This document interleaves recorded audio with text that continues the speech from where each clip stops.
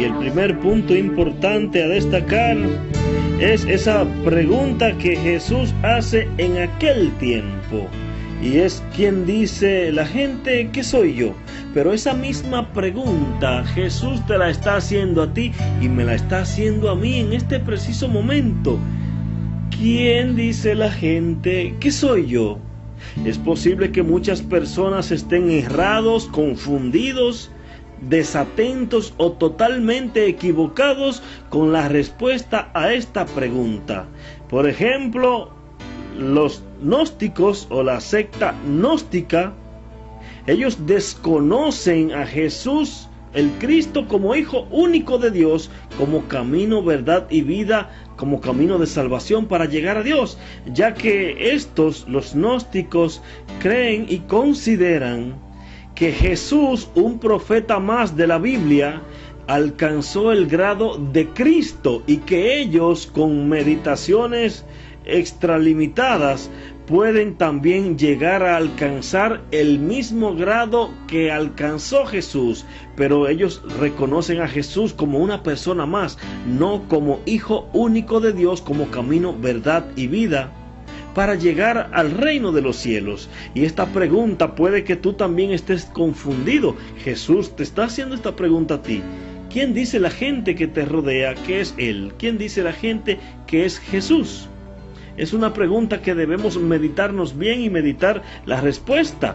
Pues Jesús, cuando predicaba el Evangelio a través de los diferentes viajes y en los lugares hacia donde se dirigía, Jesús hablaba del reino de los cielos. Jesús hablaba que solamente el que conoce a su Padre, porque vino del cielo, puede hablar con propiedad y autoridad tales cosas.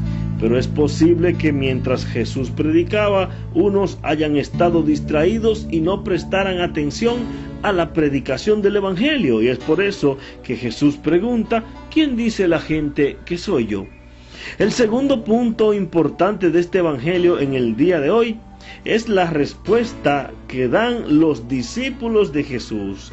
Ellos contestan diciendo: unos, Juan el Bautista; otros, Elías; y otros, uno de los profetas. Es la respuesta que dan los discípulos ante la pregunta que les hace Jesús: ¿quién dice la gente que soy yo? Juan el Bautista, recordamos que ya había sido decapitado. Elías había sido llevado por un carro de fuego al cielo. Nos dice el libro de Reyes que el profeta Elías fue arrebatado de la tierra por un carro de fuego. Y otro de los profetas, o sea, se están refiriendo los discípulos a uno de los antiguos profetas. Ellos dicen esto porque creen en la reencarnación. Pero el mismo Jesús nos habla sobre esto en Marcos capítulo 12, versículo del 18 al 27, donde se le acercan unas personas y le dicen: Maestro, entre nosotros hay una mujer que se casó y su marido murió. Bueno, el hermano que le seguía también se casó con esta y este murió. El tercero también se casó con ella y murió, al igual que los demás anteriores, sin dejar hijos. Los 7 se casaron con ellas y con ninguno tuvo hijos. Y le hacen la pregunta a Jesús y le dicen: Maestro, en la resurrección, ¿de cuál de estos será la mujer?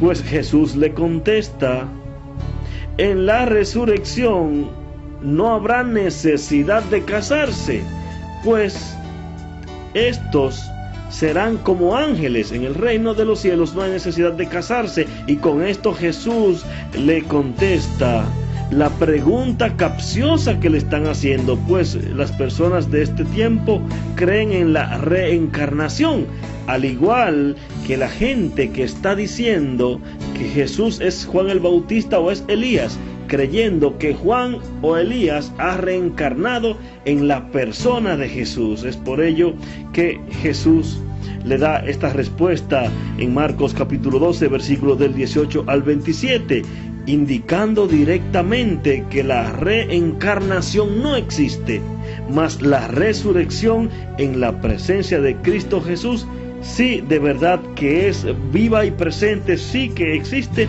porque el mismo Jesús resucitó. El mismo Jesús también resucitó antes de su resurrección a muchísimas personas. Y para llegar al reino de los cielos, Jesús nos resucitará el último día. Ya el siguiente punto importante es la pregunta que le hace Jesús a sus mismos discípulos directamente. ¿Y ustedes? ¿Quién dicen que soy yo? Jesús quiere saber si sus mismos discípulos están seguros de saber quién es su persona, si los mismos discípulos que predican el Evangelio con Él, que le acompañan a todas partes, están seguros de quién es Él. Es posible que tú y yo vayamos a la iglesia y que no estemos seguros de dónde está Jesús, de quién es Jesús y de dónde encontrar a Jesús. Debes estar bien seguro o bien segura de quién es Jesús en tu vida. Jesús no es el coche nuevo que tienes. Jesús no es la cuenta bancaria o la visa americana que tienes. Jesús no es la empresa de la cual tú estás haciendo fortuna y empobreciendo a otros. Jesús no es ese cargo político en el cual tú estás aspirando y en el cual pones tu esperanza. Esta pregunta Jesús te la hace a ti directamente también, así como me la hace a mí. ¿Quién dice ustedes que soy yo? O sea, tú, ¿quién dice que es Jesús? Y como cuarto punto importante vemos esta respuesta divina e iluminada por el Espíritu Santo de Dios que Pedro le da a Jesús. Tú eres el Mesías. Y recordamos también que en los evangelios, Pedro siempre toma la iniciativa delante de los demás discípulos, iluminado por el Espíritu Santo, para dar una respuesta a Jesús. Recordamos cuando las personas consideran, en el Evangelio de Juan capítulo 6, consideran que Jesús tiene un modo de hablar muy duro. Y le dice Jesús a sus discípulos, también ustedes quieren marcharse. Y es ahí cuando Pedro toma la iniciativa, como en el Evangelio de hoy, y le dice a Jesús, ¿a quién vamos a acudir? Tú tienes palabras de vida eterna. Nosotros sabemos y creemos que tú eres el santo consagrado por Dios. O sea que Pedro siempre toma la iniciativa como vocero de los discípulos, pero iluminado siempre por el Espíritu Santo, para reconocer que Jesús es el Mesías esperado, que Jesús es el Hijo de Dios. Y luego, como quinto punto importante, Jesús empieza a desglosar lo que Él tiene que padecer. Y claramente nos dice que el Hijo del Hombre tiene que padecer mucho. O sea, tiene que sufrir para Jesús darnos vida eterna, para llevarnos a la gloria. Nos está indicando que nosotros también debemos pasar por un sufrimiento humano, pero de la mano con Jesús, para llegar a la salvación eterna, a la vida eterna. Mas el sufrimiento que el mundo nos da, o la alegría que el mundo nos da, lejos de Jesús, es una alegría falsa, una alegría vana que no nos va a llevar a la vida eterna. Pero padeciendo, siguiendo los pasos de Jesús, de la mano con Él, nosotros tendremos vida eterna. Y ya como siguiente punto importante es de cuestionar, cuando nos dice el Evangelio que los ancianos sumos sacerdotes y escribas son aquellos que mandan a ejecutar a Jesús. Los ancianos eran las personas más sabias de cada pueblo o de cada aldea en aquel tiempo. Los sumos sacerdotes administraban los actos religiosos de aquel tiempo, y los escribas, o sea, los que saben leer y escribir, también eran personas que sabían de leyes, que sabían de las escrituras, y que seguro en algún momento habían escuchado o leído donde se hablaba del Mesías de Dios que vendría a salvarnos. Pero esta gente son los que mandan a crucificar a Jesús. Bien nos dice el Evangelio cuando nos habla que el Señor Dios a los mansos y humildes de corazón, a los sencillos, reveló estas cosas, no a los estudiados. Es posible que tú en pleno siglo XXI, 2015, 13 de septiembre, aún hayas puesto tu fe en la carrera que estudiaste, aún hayas puesto tu fe en la ciencia, tú te creas doctor, te creas bien educado, bien informado, y te hayas olvidado de Jesús, y te hayas olvidado de aquel que te va a salvar, pero que tú también le estés condenando con tus actos y con tus acciones.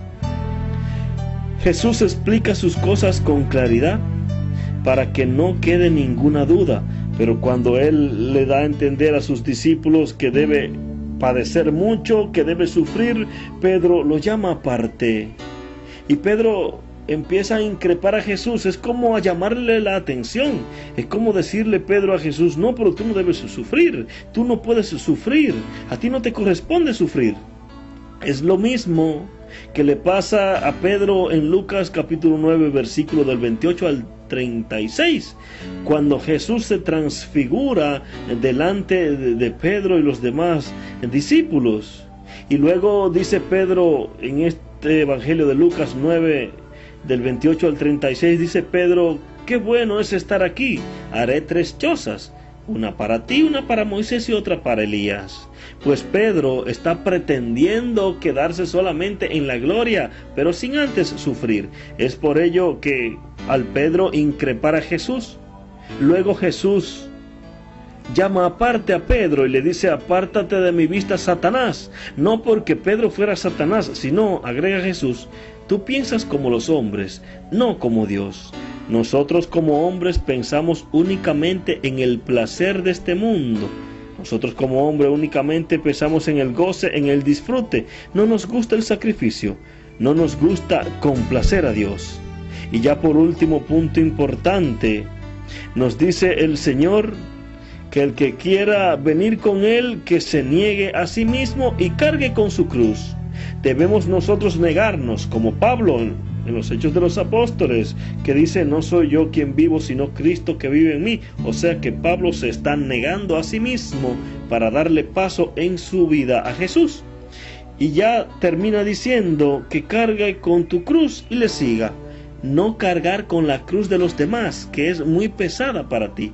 Tú cargar con tu cruz y cargar con la cruz del hermano, o abandonar tu cruz y cargar con la cruz del hermano. Te va a reclamar el Señor el día del juicio final por la cruz que hayas llevado en tu vida, no por la cruz del otro. Pedimos a Dios Padre Todopoderoso que te bendiga y te ilumine y te ayude a reconocer y a entender en tu vida quién es Jesús.